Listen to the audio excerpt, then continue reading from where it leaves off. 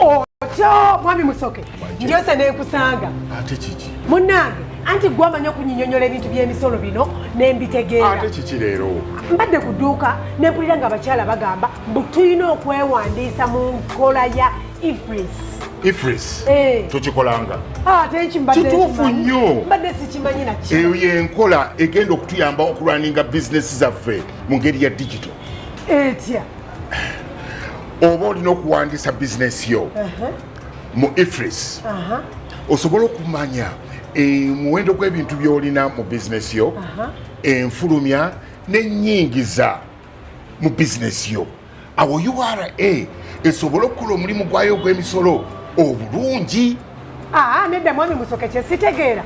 IFRIS eyingira etya mu bizinesi yange? Kakati enkola eno ya IFRIS eyingiza bizinesi yo mu sisitemu ya URA kubanga tekyali kya buntu bulamu okugerekera omusolo ogutali mutuufu abateebereza buteebereza. Ekyo kituufu ddala bannange, ekyo kituufu kubanga mazima obadde omusolo gubadde gwapaala bupaazi ng'ogenda n'osasula omusolo gw'otomanyiko omutwe n'amagulu kwegamba bambi nga tekiriiyo. Olaba kakati ate n'ekirala IFRIS eyamba okukuuma ebiwandiiko bya bizinesi yo kuba biyinza okubulako, biyinza okukwata omuliro, naye kati wano IFRIS biba biri digitalized. Bannange nekola ntya okwewandiisa? Kyangu nnyo waludde dda. Okwewandiisa mu nkola ya IFRIS genda ku kibanja kya URA www.ura.go.ug awo olondeko e-invoicing awo no ogoberere endagiriro. URA tukulaakulanyize wamu Uganda. The new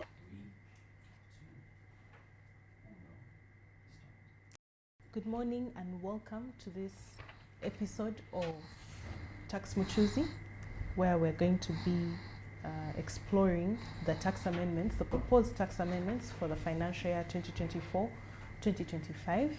But first things first, my name is Josephine Kabiasiza and I'll be hosting this show today.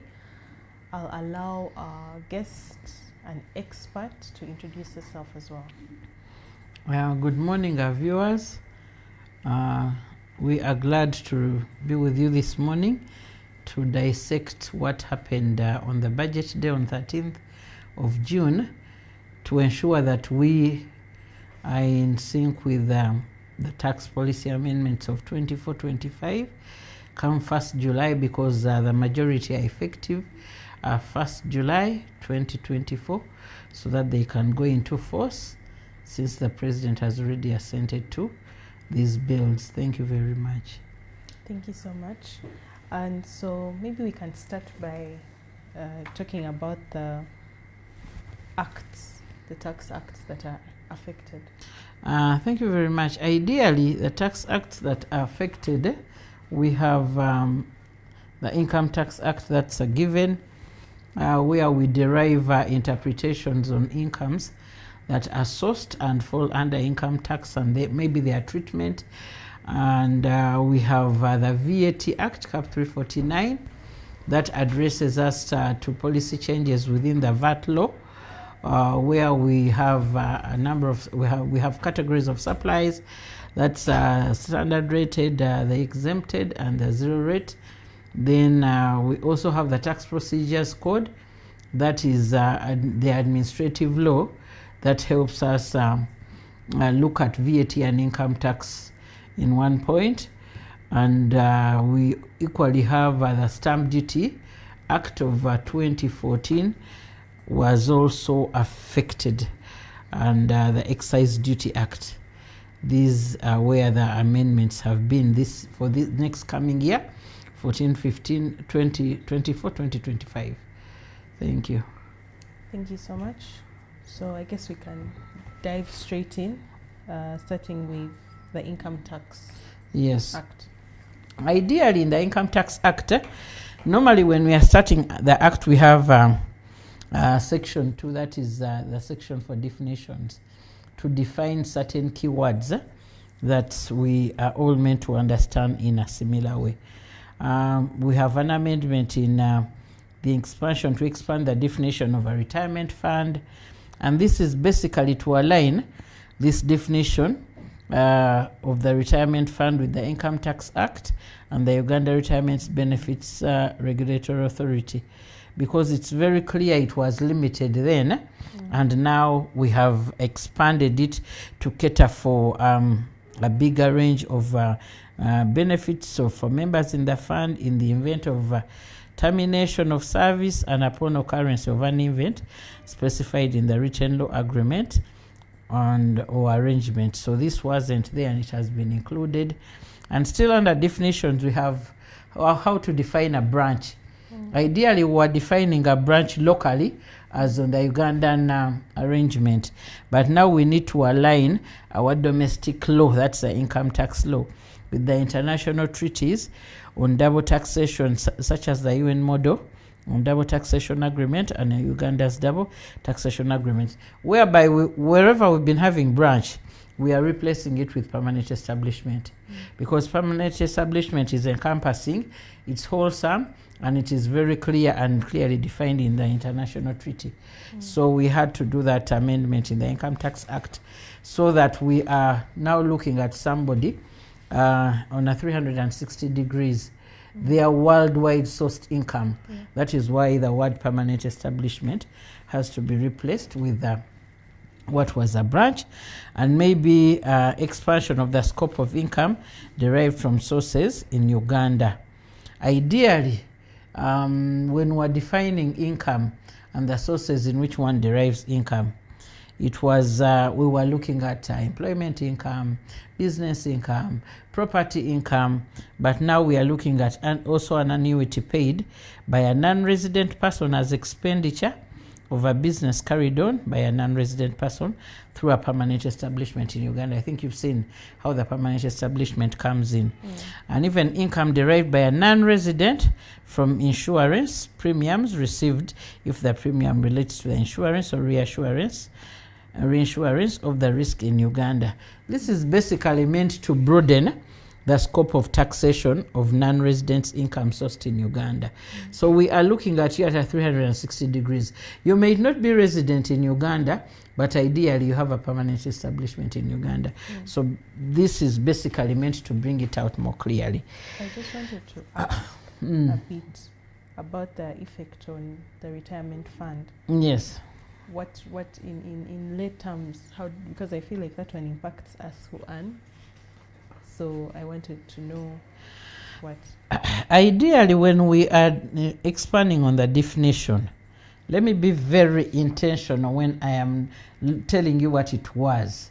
Ideally, it was meant to mean a pension or provident fund established by a permanent fund maintained solely or for either or both the following purposes.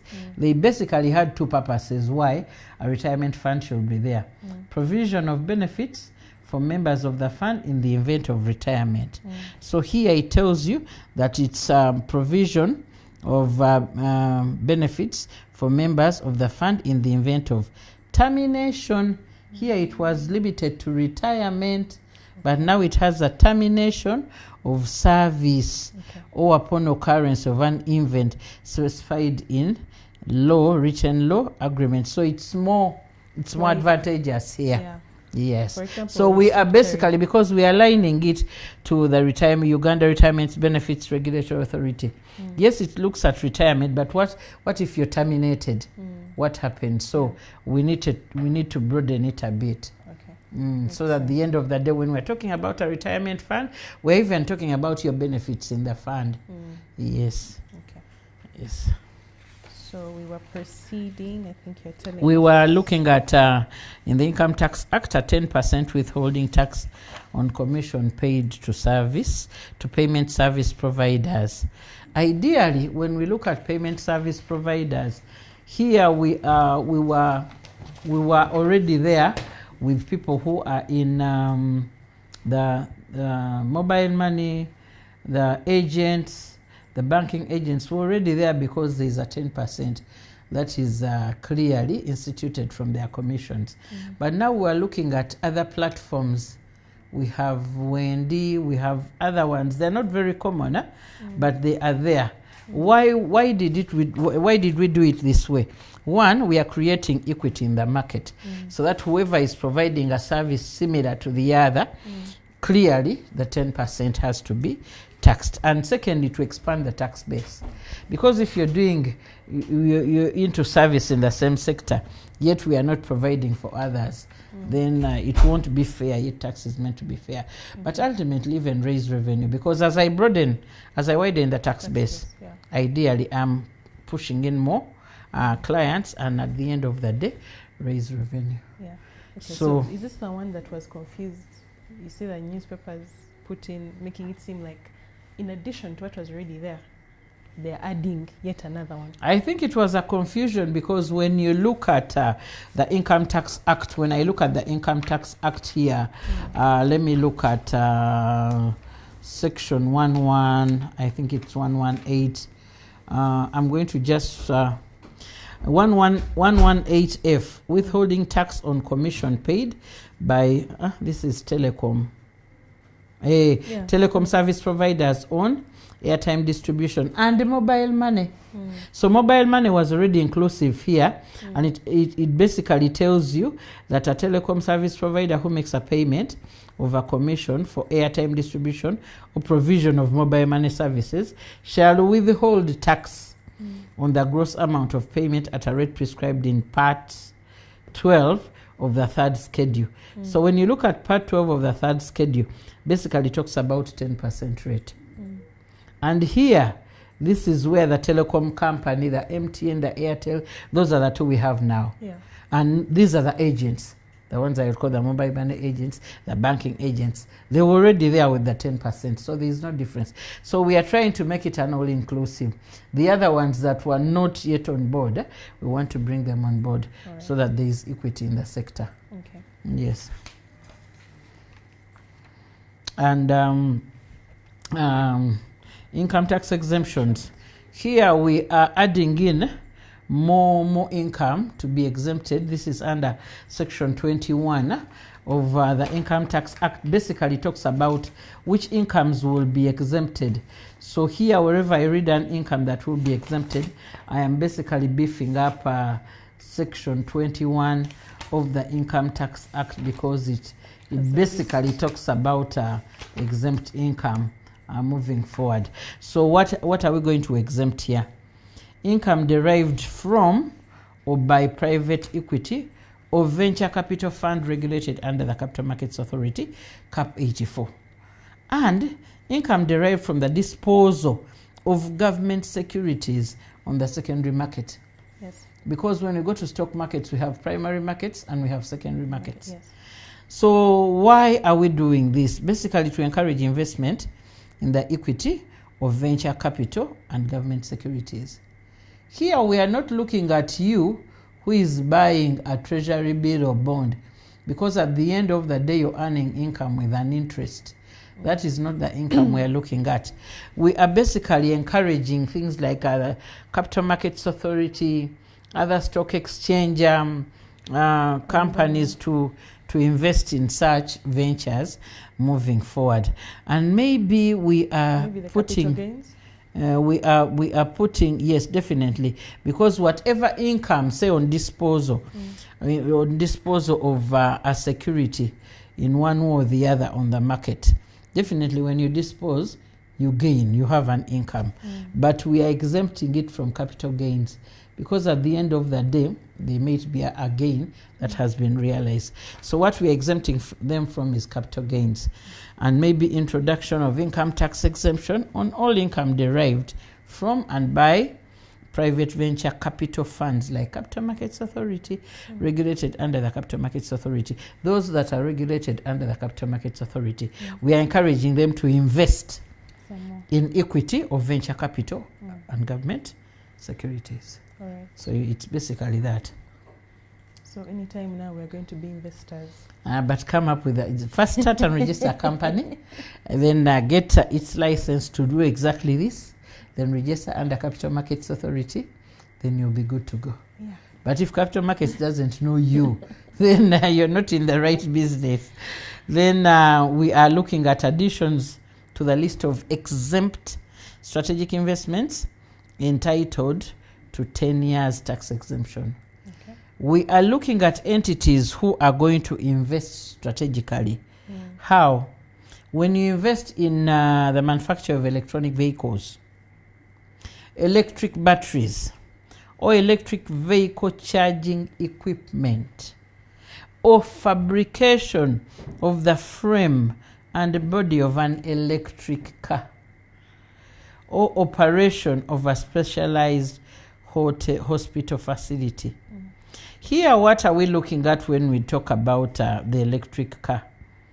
We are trying to encourage those that can buy hybrid vehicles, those that can use either petrol and electricity at the same time. But what will they call for? They'll call for electric vehicle charging equipment. If you can invest in charging points where one can charge, whatever income you will source will be exempted. If you can invest in fabricating the frame or body of an electronic vehicle, we are looking at industrialization in one or the other. Okay. And this is basically meant to encourage investment in specialized sectors. Is this because where EV falls? Exactly, it falls there. So whoever has been fabricating the frames or the body of these cars, definitely this is one of the areas where you're going to benefit. Okay. And I know this is a big topic for ESG. Yes. The environmental sustainable options. Exactly. And then the specialized hospital? Specialized hospitals, ideally, when we look at specialized, there are hospitals that specialize in treatment of, for example, let me just give an example. It's not professional, but let me just give an example for a better understanding. When you look at hospitals like Aga Khan, they are starting up a specialized unit in Uganda. I've forgotten where they are going. They've placed it, where the dialysis can be done at your comfort, where there are heart operations. So basically, they are saving Uganda. Not the usual malaria. Exactly, malaria is everywhere, but there are those illnesses that, when you don't have the money, you just count your days, because you cannot basically handle the treatment. So at this particular time, when everything is availed easily here, I guess it will be a little subsidized. Yes. So that is why they need to be listed, their income needs to be listed under the exempt income in section 21. Okay. Then here, we are looking at expanding the list of listed institutions. When you say listed institutions, we have institutions that normally are listed so that they are basically exempted because maybe of their objective in their country. When we talk about International Regulatory Board of East African Power Pool, ideally it would be feeding into our power sources and everything. But on the East African radar, we are doing it as a region. We are looking at the Islamic Cooperation for Development of the private sector. This is where the Islamic bankings come in and all that. So it's basically, we are basically looking at implementation of the ESC initiatives. These are basically initiatives that encompass us as countries under the East African Community Management Arrangement, where we are basically speaking the same on most of the things we do. So for income tax, that is what we have. So such entities are inclusive in the schedule that is availed here. After the Income Tax Act, when you, for one who has that act, a little risk, you take a big risk because you're going to come up with a car, and how sure are you who needs it? You're just putting it there and you don't know when somebody will come and buy. So that is why their incomes are exempted, so that they can get a breather. Okay. So and to encourage innovation. Yes, yes. That's what I was going to say. I was actually going to say that every day people say twagala sente, but now we tubagaliza namu mufune ku sente. So we wish you well as you explore these exemptions and align yourself such can become an investor. Me, I've picked out the one of Capital Markets Authority. I think it's attainable. Electric cars might be difficult for now. Yeah, so we move on to the VAT Act, Cap 349, and we are looking at VAT on auction goods is to be accounted for and paid by the recipient of the proceeds of the auction. Ideally, last year, if I'm not mistaken, I think in the VAT Act, we had an amendment still speaking about this. I think in section, I think it's 10, if I am not mistaken. Yes, section 10, subsection 4.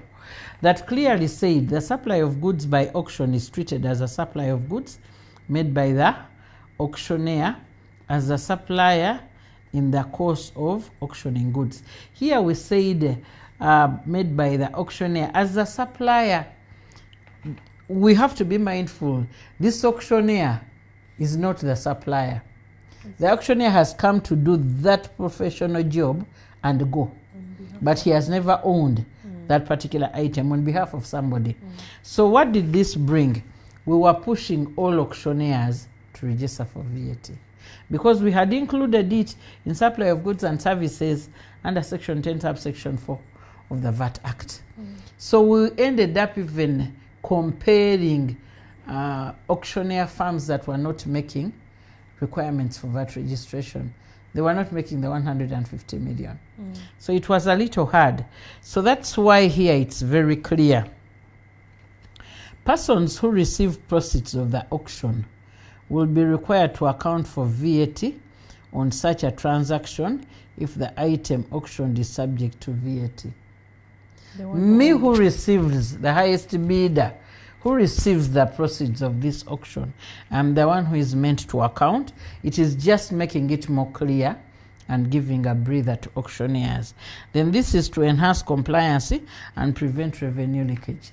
That is the justification. So I wanted to be clear, because when I read what the law has here and the amendment, I think it gives somebody a better understanding of why the amendment. Then the next is VAT registered employers to account for VAT on any taxable supplies, like gifts or donations to an employee.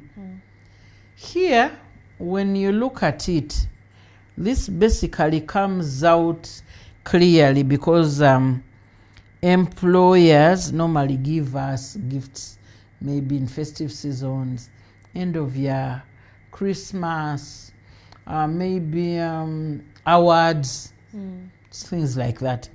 But once they are giving you goods that are VATable, and this employer is VAT registered, then at the end of the day, the taxable supply shall be treated as having been made for a consideration.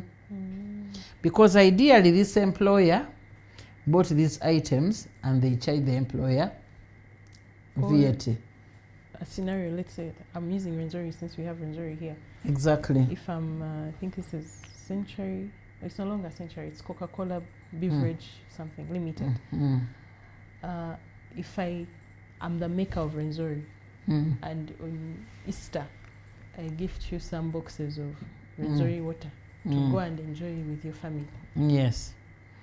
That means you need to account for that VAT on those goods. Ideally, some employers used to, or some clients used to treat it as goods that are used for application to own use. We normally call it application to own use. And at times, we're not accounting for revenue. They say to prevent revenue leakage. So it was a leakage.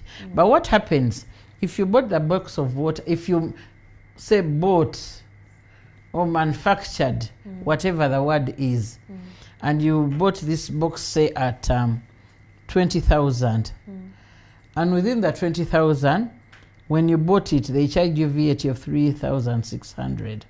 So ideally, you paid 23,600. You, the employer. At the end of the day, when you are giving this box to Hafsa as a gift, what are we going to assume? The taxable supply shall be treated as having been made for a consideration. That means you made it for a consideration. We are imagining Hafsa gave you some money for her to give us this. It is on an assumption, that's how they said, equal to the fair market value of the supply. Okay. So we are imagining Hafsa also paid you 23,600. So it is just a balancing position, but at the end of the day, we are preventing revenue leakage. Okay. Okay, makes sense. So that is what we want to come out. Then increase the threshold of VAT refund claims from 5 million to 10 million. Ideally, this is not written anywhere in the tax law that for one to benefit from a tax refund on VAT, your claim should be 5 and above million. It is just administrative. Administrative how? We are looking at a business that in a particular month, if you have input, that's the VAT on your purchases, on your business expense. Say if you have input of about maybe 4 million, then you have output of maybe about 3 million. So at that particular time, you were in a position of an offset, because when I look at the 4 million minus the 3 million, it's about 1 million.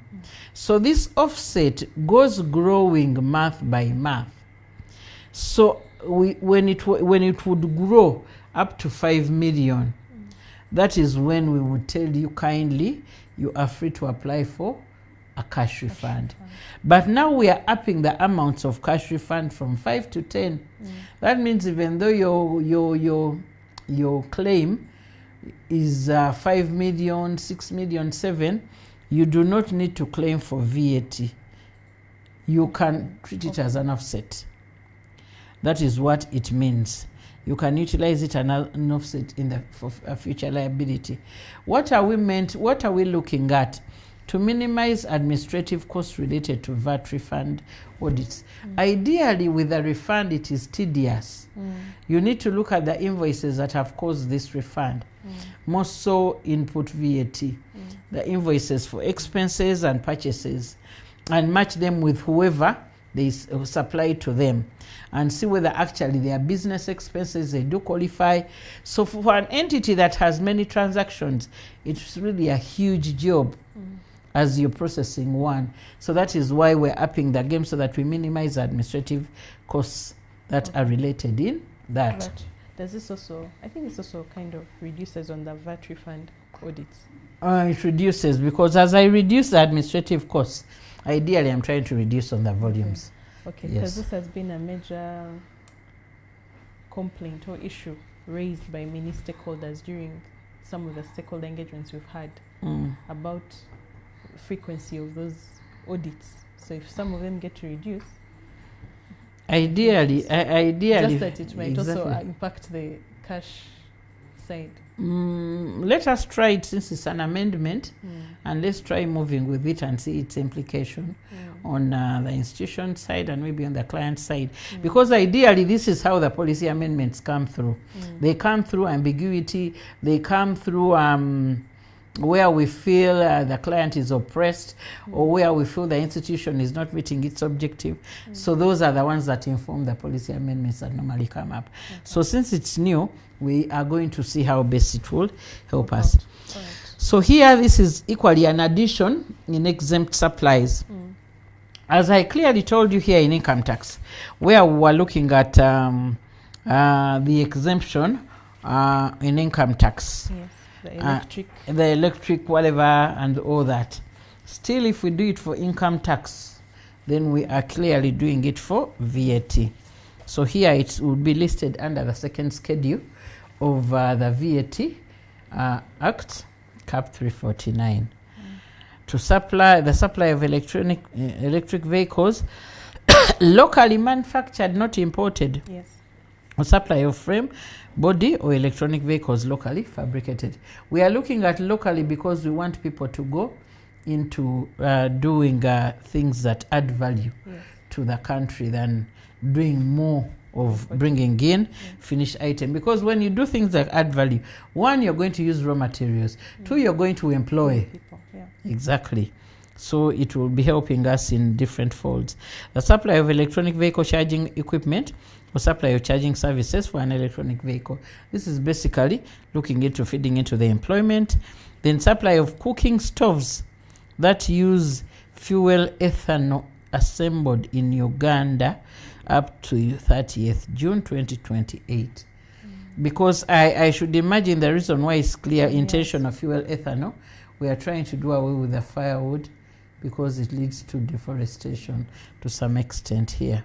Yes, and the environment itself polluting it. Because we've had the URA Green Guide campaign and we hosted a couple of shows where we were talking about this. And every time we hosted, people would ask us, what is URA doing? What is URA doing in this space? So I'm excited to see that we are giving exemptions that favor our environment. So still in the exempt schedule, we'll find there the supply of safety gears.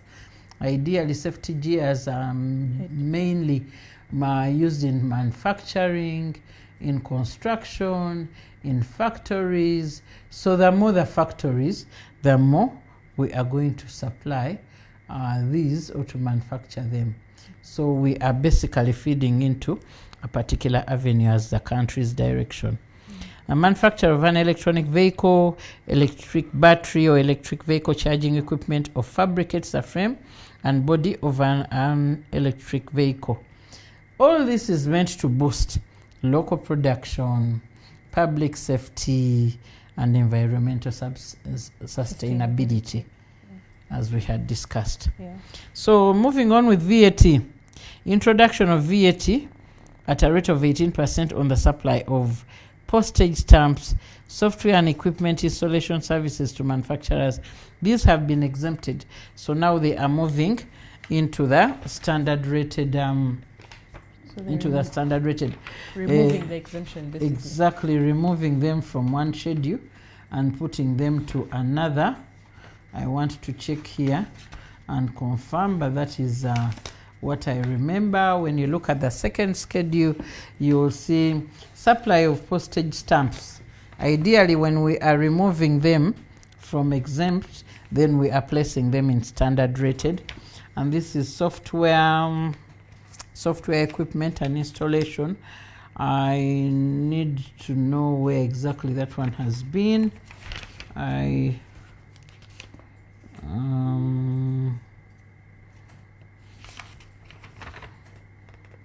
need to know where it has been because it's something I'm seeing here.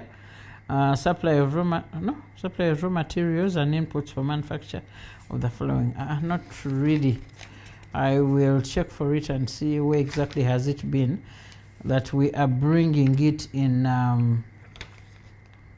18%, or it has been in zero. So we are trying to see how to basically bring it in. We need some time to check for it. This one I hadn't yet checked for it. Yes, to reaffirm that. Then we move on to, and by the way, when we are looking at yes, we are looking at that, then we are excluding from the list of exempt supplies. We are moving some that have been in exempt to standard rated. Goods and services used for personal or domestic use by contractors and subcontractors of hydroelectric power, solar power, geothermal power, or biogas and wind energy. Here we are not looking at business expenses. These expenses are used for personal and domestic use of these contractors. So we are basically preventing revenue loss and trying to, what I would call is apportioning. If there are expenses, we need to apportion expenses that are really business expenses and those that are personal. So these personal, we are removing them from exempt and bringing them back to standard rated. So that means if one is handling who is a contractor or subcontractor in these sectors, we need to cleanly look at the expenses that they do incur and sort out what is personal or domestic, then the rest can qualify. Then expansion of the list of public international organizations in the first schedule to include, as I had clearly told you, for income tax, we are including these entities in the first schedule. For exemption in income tax, still we do it in VAT, and still under VAT, we still have a first schedule here. Before the second schedule of exempted, we have a first schedule for VAT, and we have a number of institutions or agencies, and these three will equally join them. This is basically to implement the ESC initiative. Okay. Then we move on to excise duty. Yes. Excise duty, there are definitions that have been done, and we are making them more clear. Like fruit juice, it's defined to mean unfermented liquid extracted from the edible part of the fresh fruit, whether or not the extracted liquid is diluted. Initially, the definition has been a little different. When you look at the law itself, if I could get it easily and read it for you, let me try to see whether actually I could get it and read it for you easily. Initially, we've been having definitions that were communicating in just the local way, but now we wanted to communicate in a standard way that is all inclusive. I'm trying to look for fruit juice, and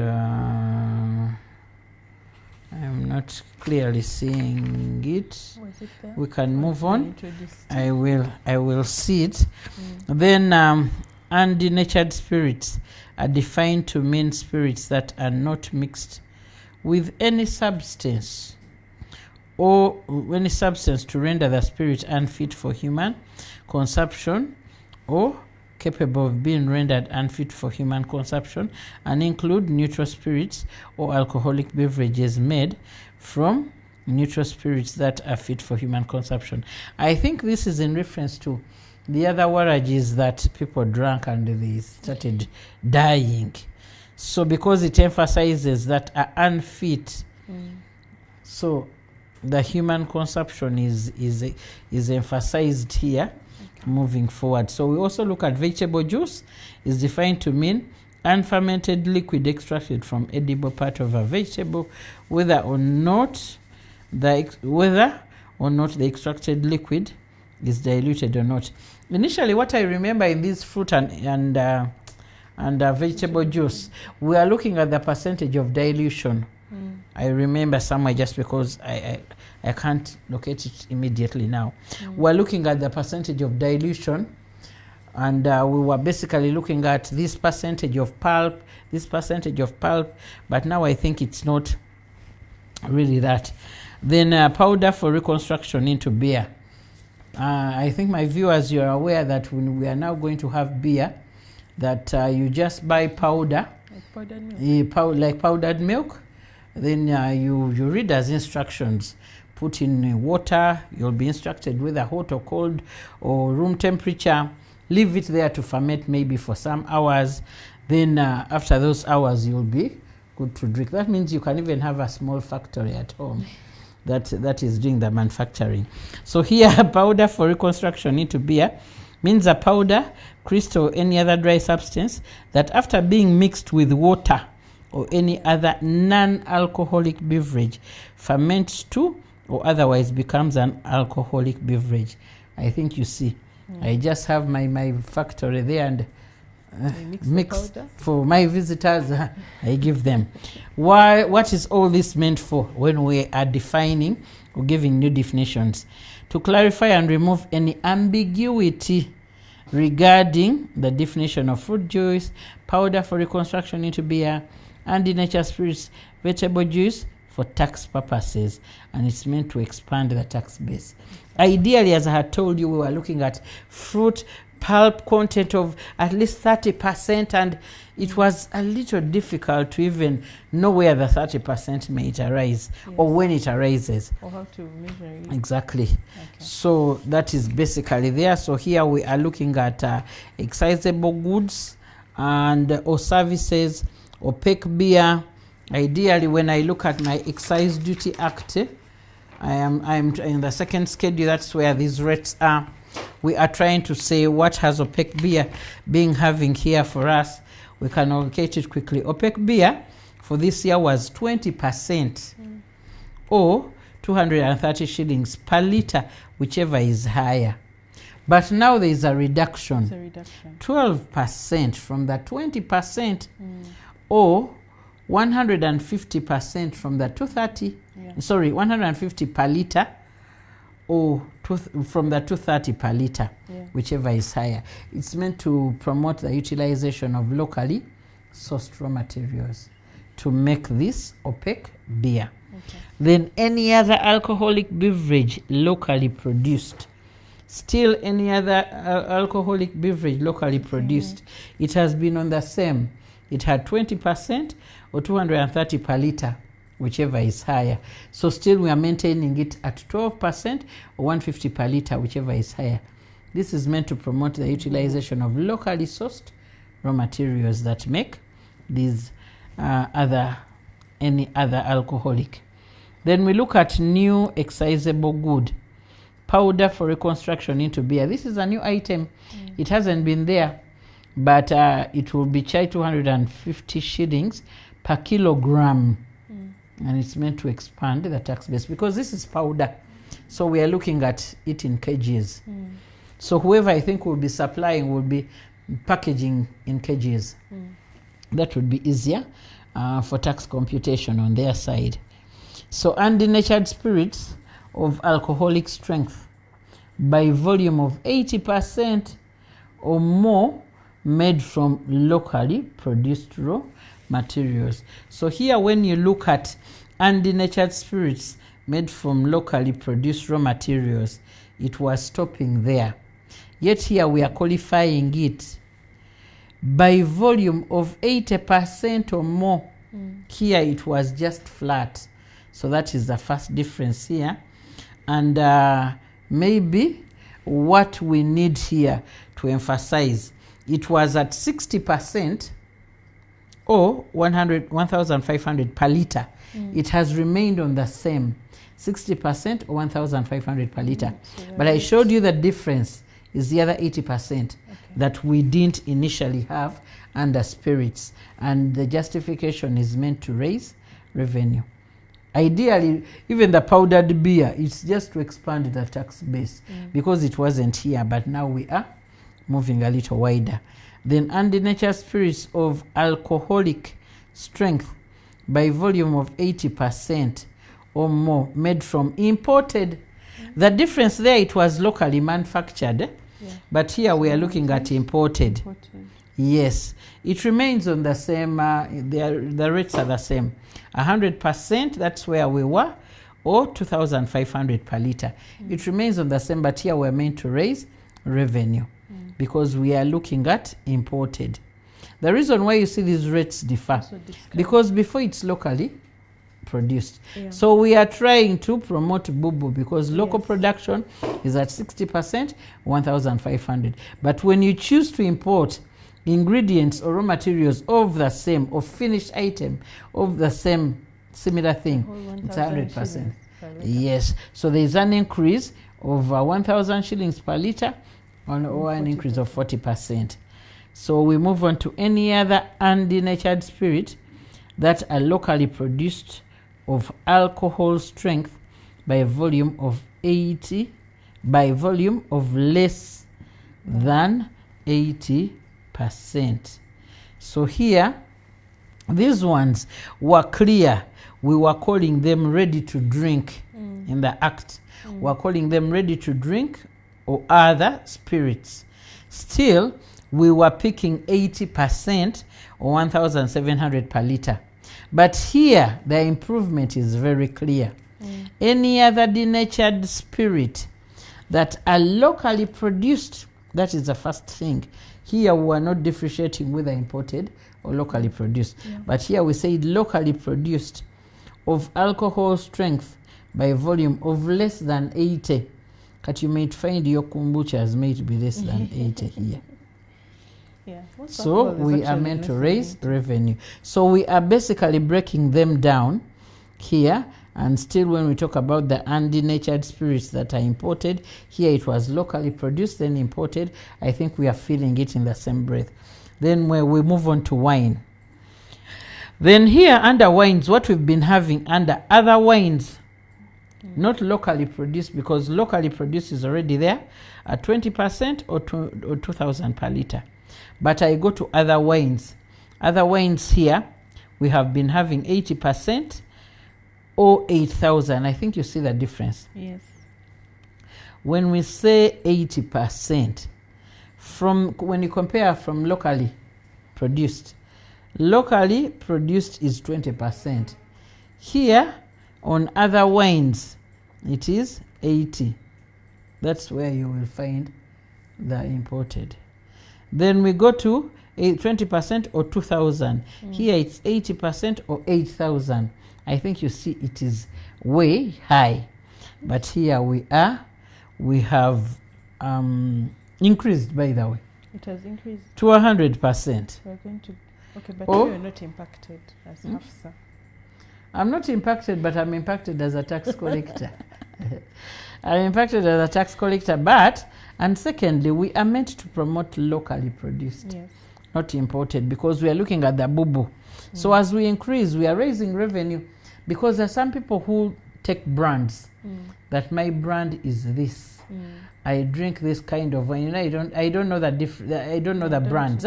I would have told you, but there are those brands where people have to be identified with a particular brand.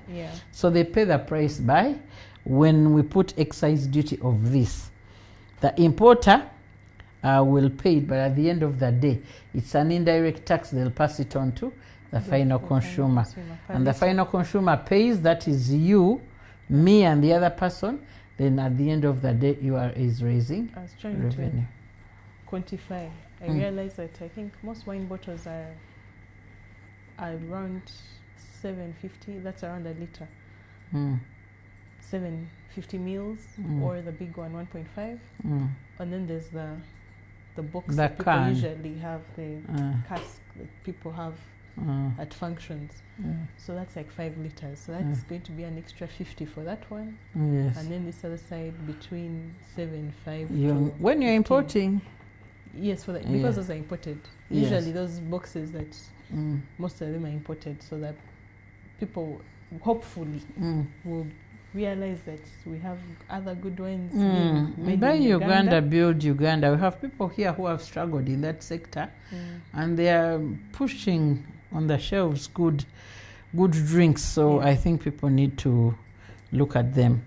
Then here we are looking at revised item description. Fruit and vegetable juice, except juice made from at least 30%. This is where I was telling you, at least 30% pulp, or at least 30% juice by weight or volume of the total composition of the drink from fruits and vegetables locally grown. I think you have seen this come through, and ideally it is at 12% and 250 per liter, whichever is higher. It's meant to promote the utilization of locally sourced raw materials moving forward.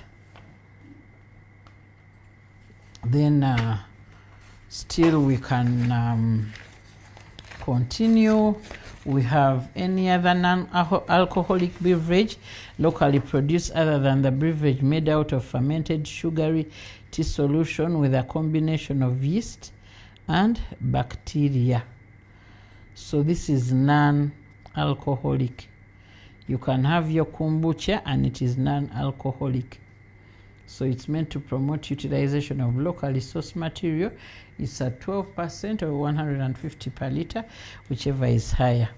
Then I come to other fermented beverage, including cider, pyramid, or near beer produced from locally grown or produced raw materials. Then this one is the alcoholic kombucha. It's a 30% or 550 per liter. And it's meant to promote utilization of raw materials, locally sourced raw materials. Then mineral water. Ideally here we have been having our water. Let me even look for where my water is. When we have our water here, our water is very clear. We have been peaking 10%. It has been an ad valorem rate. But here when we come to the amendments, we have introduced a fixed rate alongside the ad valorem rate. Mineral water, and we have called it, in fact it has been mineral water, bottled water, and other water purposely for drinking.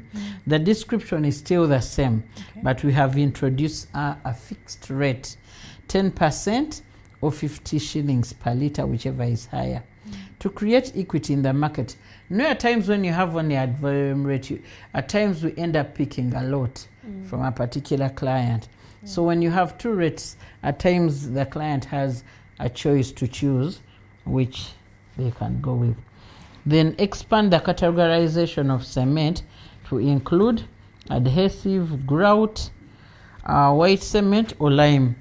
Here when we had cement under excisable items, and it was at 500 shillings per bag of 50 kgs. That is what we had this year. So here what the law has done, it has expanded the category of cement. Here it was only building cement, period.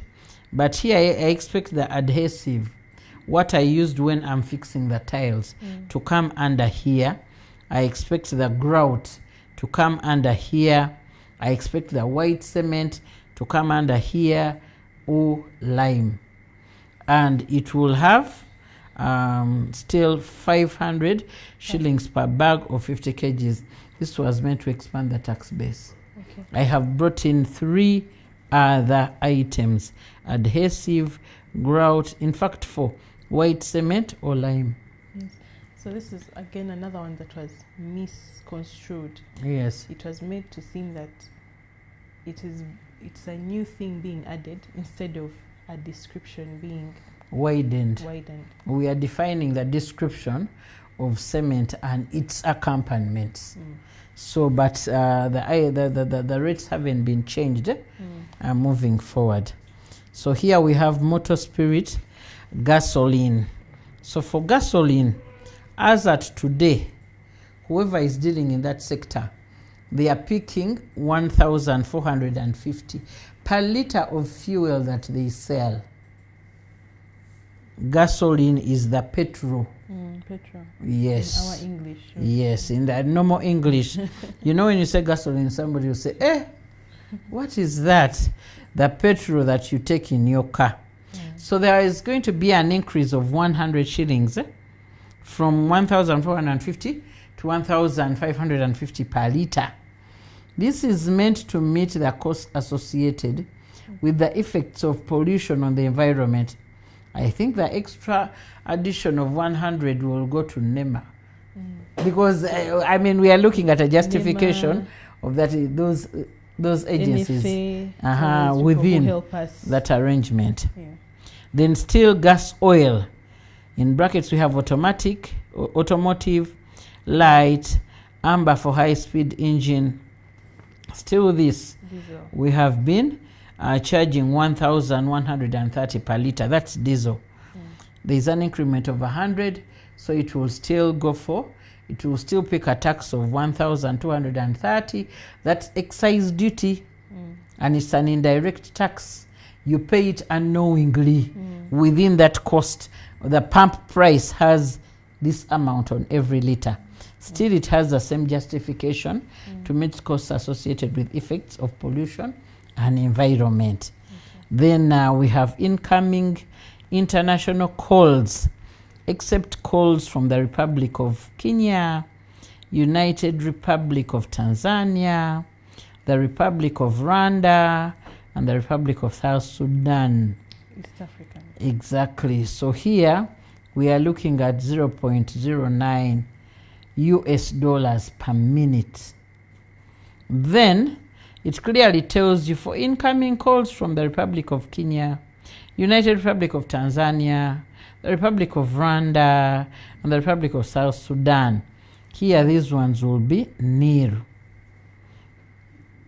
So the exemption extended to incoming international call services originating from the United Republic of Tanzania. So here we are basically looking at what has it been. You know, when you want to understand these amendments well, you have to look at what it has been and what it's going to be. I'm trying to read where the calls have been. I'm trying to read into its incoming calls. It was reading like this. Incoming call, incoming international calls, except calls from Kenya, Republic of Rwanda, Republic of South Sudan. So they've included Republic of Tanzania. Yeah. It wasn't there before. So that is what it is. But the rate has remained the same. We were picking, as at this year, financial year, 0.09 per minute US dollars. We are still picking the same.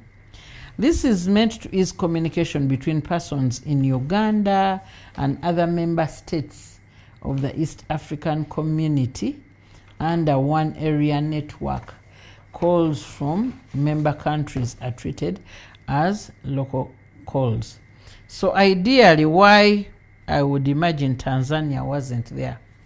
There is a time when Tanzania took long to assent to the East African community arrangement. I think that is where the exclusion was.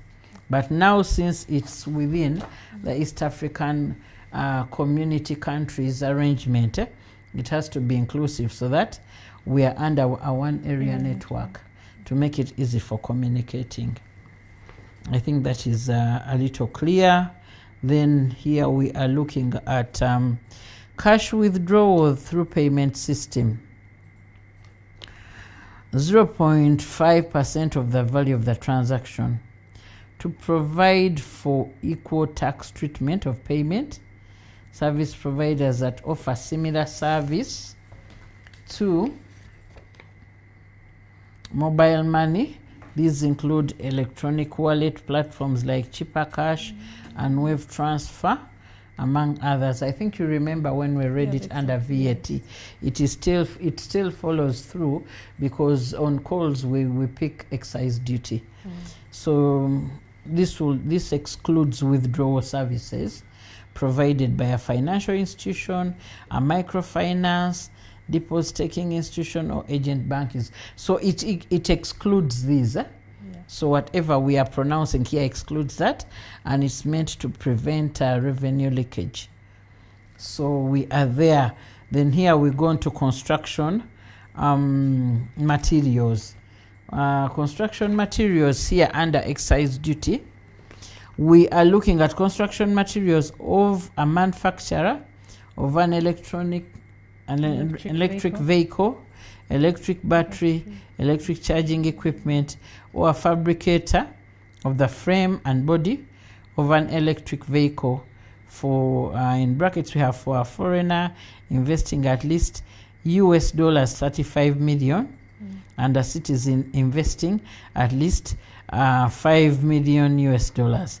Reason why we do this, we segregate this, because in investment, when I'm looking at an investment, an investor, these days, since we have the East African community arrangement, so whoever is a member country in the East African Community Arrangement, that person is identified as a citizen under my tax law. So that's why I segregate that citizen to benefit from this, other than a foreigner who does not come from any of these. So that is why we are basically looking at it here. So let me see what it was before. We had construction materials for development of industrial parks or free zones by a developer whose investment is at least 50 million US dollars in case of a foreigner, and 10 million US dollars in case of a citizen. I think you see it has reduced. Yeah, there's a reduction. From 10 to 5, then from 50 to 35. Makes it more attainable. Exactly. So here the justification is to encourage investment in this sector. As simple as that. Yeah. So we are basically looking at here furnishings and fittings or locally produced materials for the construction of premises and other infrastructure of a specialized hospital developer. Remember, somebody who is investing in a specialized hospital has exemptions straight from income tax. From income tax to yes. So now here we are basically fitting them here for excise duty. Furnishings and fittings or locally produced material for the construction of premises and other infrastructure of this specialized hospital developer, the person who is developing this hospital, regardless of whether the facility is at the level of a national referral. The minimum investment capital requirement is at least 5 million US dollars. What is it meant to do? To attract private investment in specialized hospital facilities, because as we had said, there are few. You can even look for them and you can't see them. But what is changing from what was in the law? Here we're looking at furnishings and fittings or locally produced materials for construction of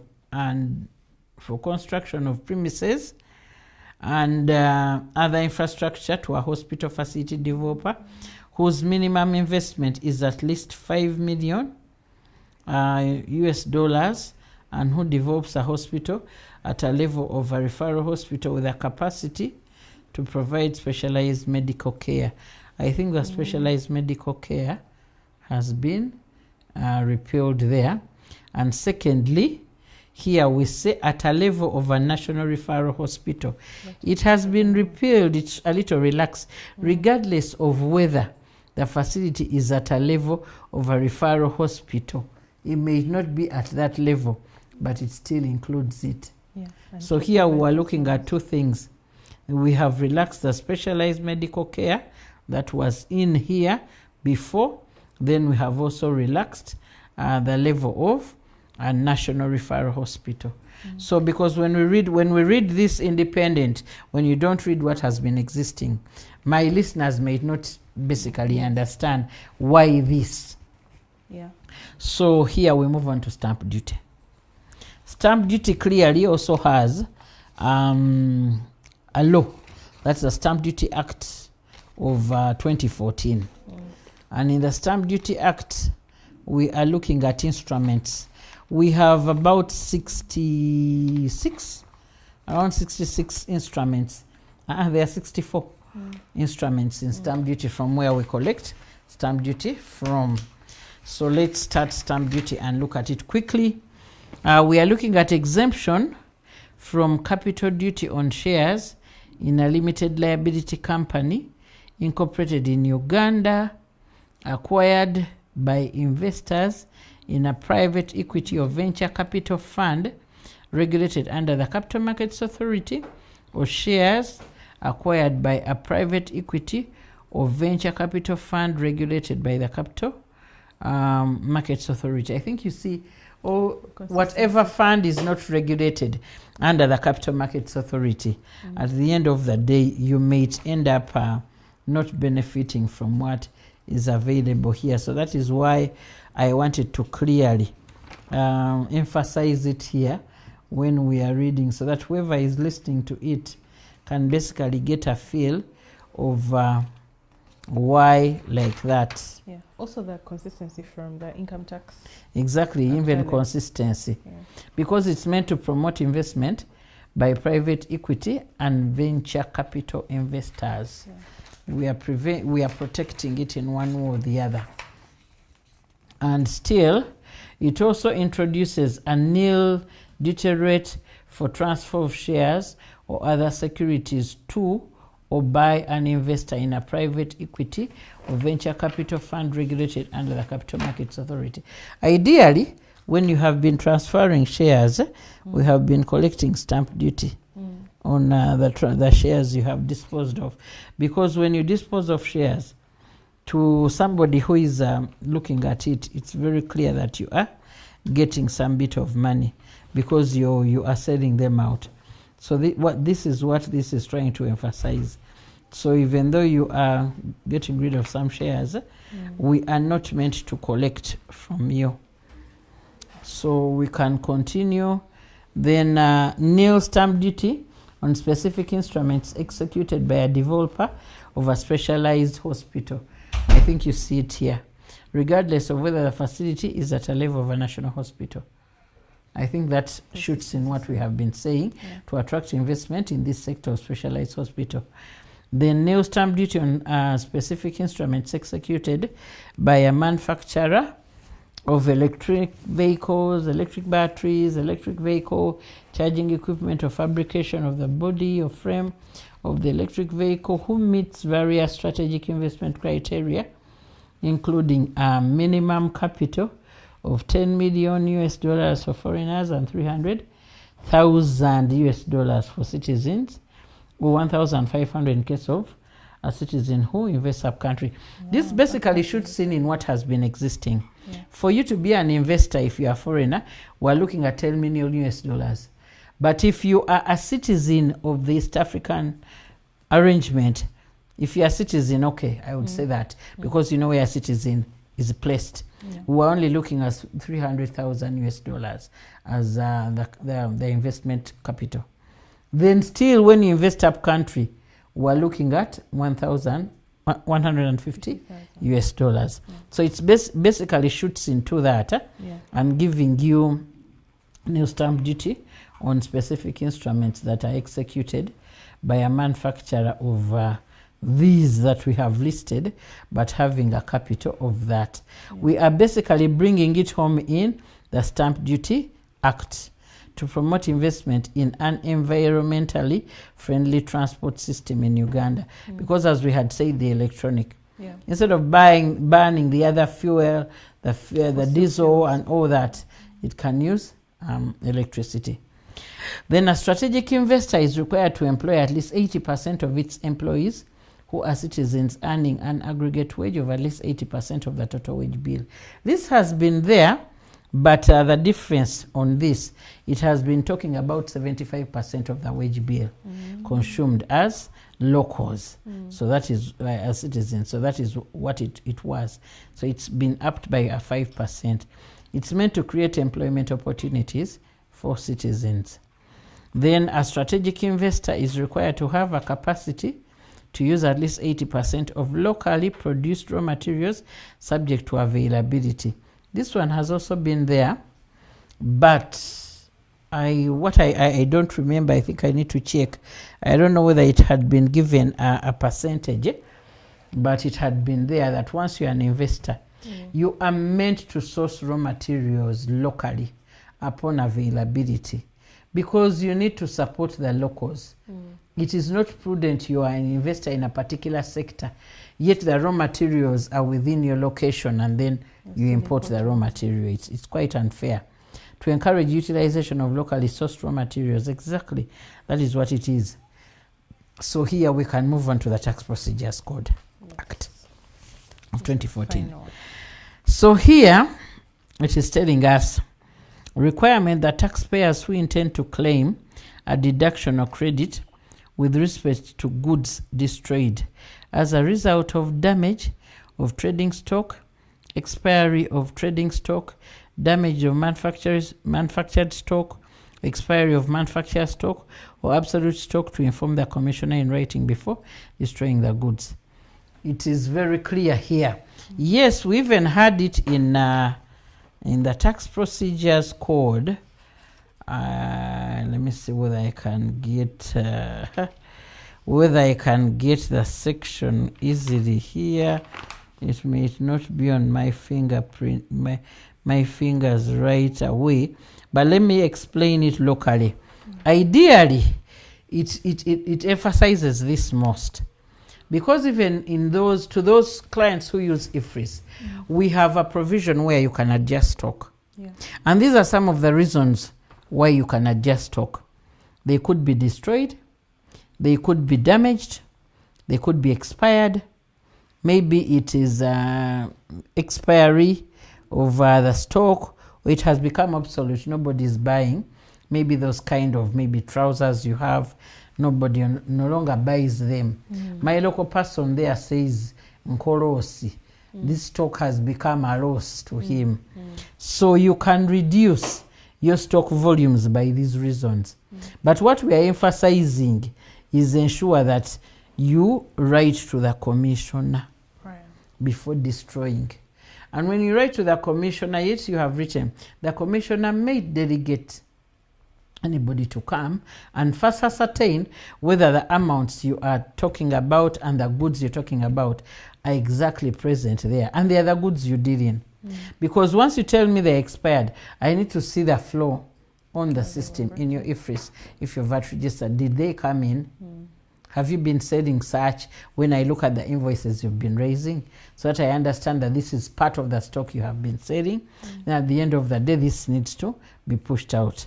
So we are trying to prevent revenue leakage, because if you don't do that, somebody will come and say, you know, my stock of this expired, and I basically destroyed it, or I just threw it away, and the stock may be amounting to a total cash of about maybe 100 million, which 100 million has my VAT of 18 million.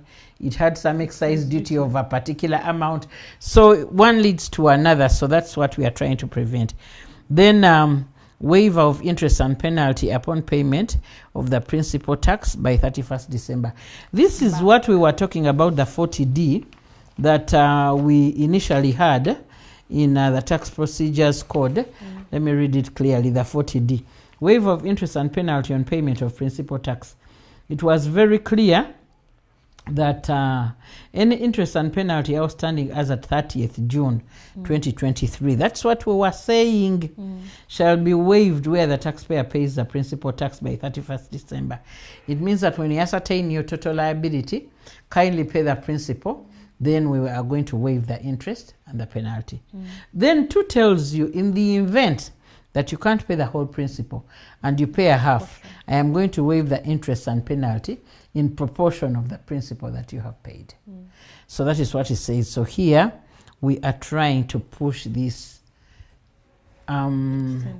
amnesty longer, because it ended on the 31st of December. So now we are pushing it up to 31st of December 2024. So we are giving it life for another 6 months, from 1st July up to 31st December 2024. So on 1st July, you need to get your ledger balances and see where your principal is, where do you stand as in penalty and interest, so that you can see whether you can utilize this. What is the justification? We want to reduce the tax arrears, because if you have a section that talks about that as an amnesty, then you are trying to collect what is collectible. Then what is not collectible, we can do away with it by using the strength of this section. Then that means there will be maybe a 40E to some extent. What I want to ask is, the last one was saying what was outstanding as of 30th June 2023. So outstanding as of what point? 30th June, still 2023. Oh, so not for... because it's very clear. Any interest and penalty outstanding as of 30th June 2023 shall be waived when the taxpayer pays the principal by 31st December. We are still locking it from that date. We are just making the amnesty longer, or for you to benefit from it for a longer time. And where the taxpayer pays part, as we had said, on a pro rata basis. Yes. Okay, actually, and hopefully, if you have any for this recent financial year, you can also pay it quickly before you accumulate. Yes, yes. That's one of my favorite things. I like it when we have something nice to give the taxpayers so that they can change their ways. Yes. Yeah, so I think it's been engaged. And do you have any comments about all these amendments that we've gone through in the different... Maybe what I would like to say to our viewers, those who are seeing us now, kindly look at, ascertain your position before the 31st of June. Kindly reach out to URA. We know the ledgers have some challenges, but at least reach out to us and see where is the gap. What do you need to understand? And you make it good, because there are some areas that I think you can benefit from, like that one of the amnesty being extended, like maybe definition of a branch still can be. You can benefit from that for those who have been having branches. Then the retirement benefit scheme, definitely it's yours to benefit from. We are looking at maybe we are looking at some things that we can think that can benefit us. For auctioneers, I think we are now at rest. We are going to look at this final beneficiary of the proceeds to account for VAT. Then for refunds, I think you have rested your case. We are basically looking at 10 million and above, and looking at stamps, those that did in stamps. I don't know whether, do you still have postage stamps? I was so curious, but I things are interesting. Maybe they are still there. Still there, so really. Maybe they are still there to see if you use them. No, they made change a little bit in that price by an 18%. Then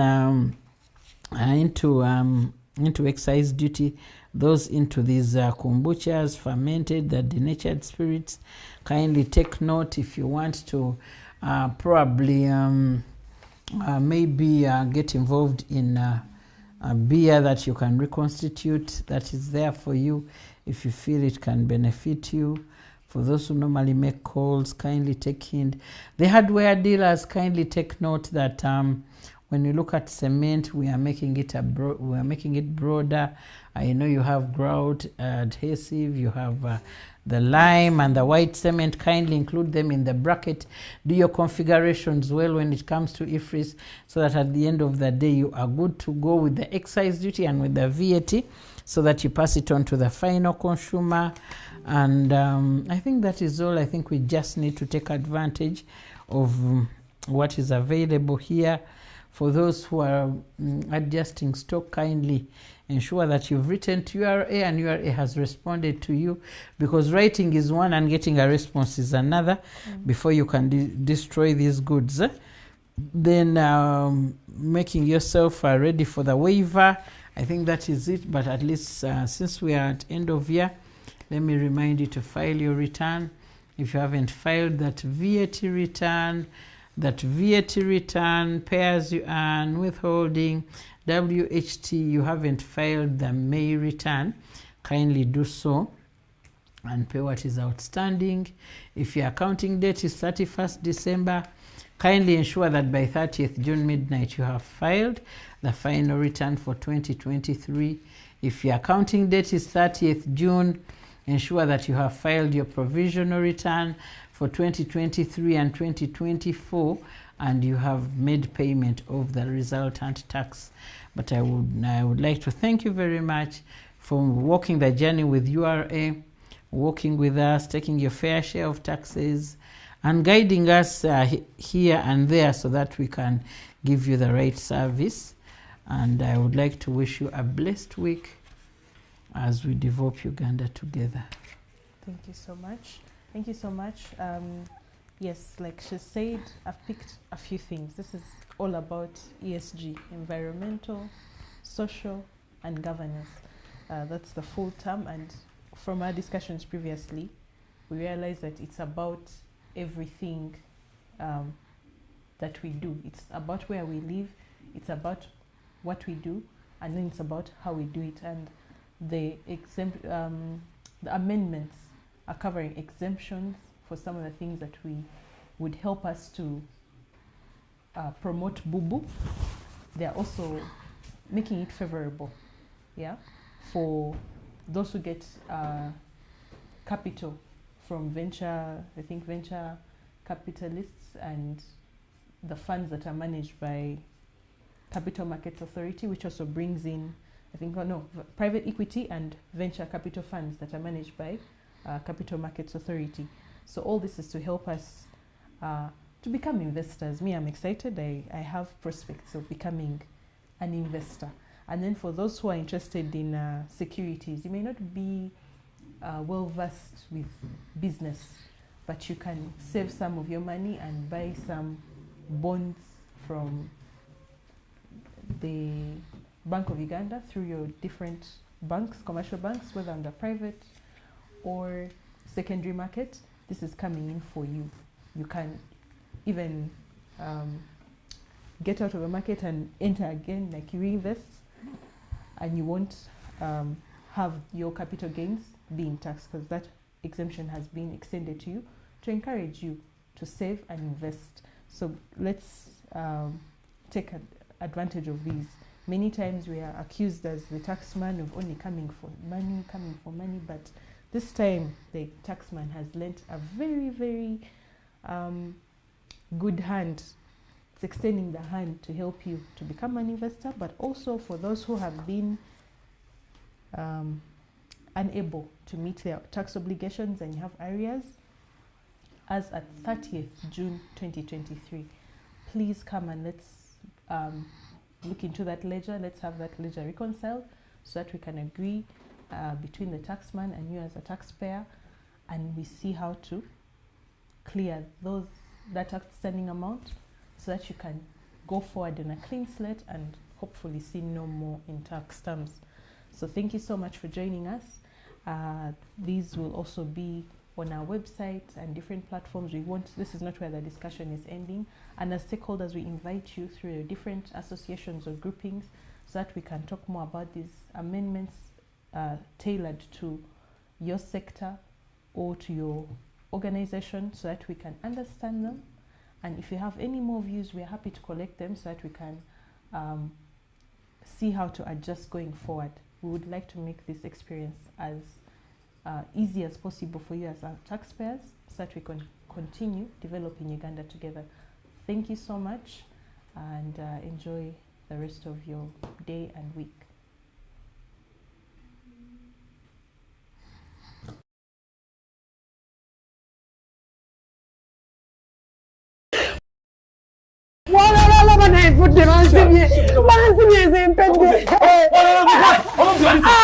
Kyangweno naawe olowooza ababbi b'oku street be banzibye saabo kankubulire natikka ebintu byange okuva China ne bangamba neetaaga tiini namba nze nga sigirina neetuma omuntu omulala abindeetere kati ngenze mu URA baŋŋambye ebintu byange tebiri mu manya gange era si byange musayina tiini namba nze kati nebya tiini namba sibitegeera nfudde obusete neewola bwewole ye tiini namba byebiki bannange sente zange tax identification number oba giyite namba omusuubuzi zewandiisa miwala asasulira emisolo kati ebyo nze njifuna ntya bambikola ntya ebintu babigonza olina ndagamuntu njirina ogenda bugenzi ku website ya URA www.ura.go.ug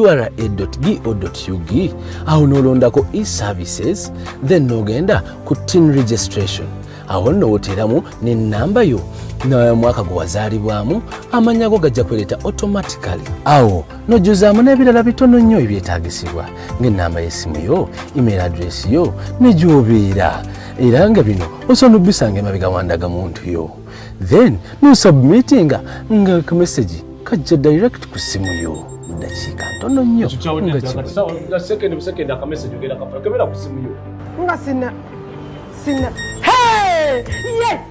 bannange bintu bikolera ddala bannange obugayaavu kibi omanyiti obugayaavu bukuza muti bannange weebale Dangote bannange omponyeza omanye ebintu byange bingi byowonyeza okubbibwa nzizeyo mu URA mbalage nti njirina okubeera ne tin namba kikuyamba mu bintu bingi nnyo okugeza mu kusuubula n'okusuubuza eby'ebyamaguzi mu Uganda ne wabweru wa Uganda, okuddizibwa ensimbi okuva ku misolo gy'ozosasula, okufuna looni mu banka ez'enjawulo, okufuna layisinsi okuva mu government agencies zonna, okuwandiisa emmotoka yo n'okugula oba okutunda ettaka.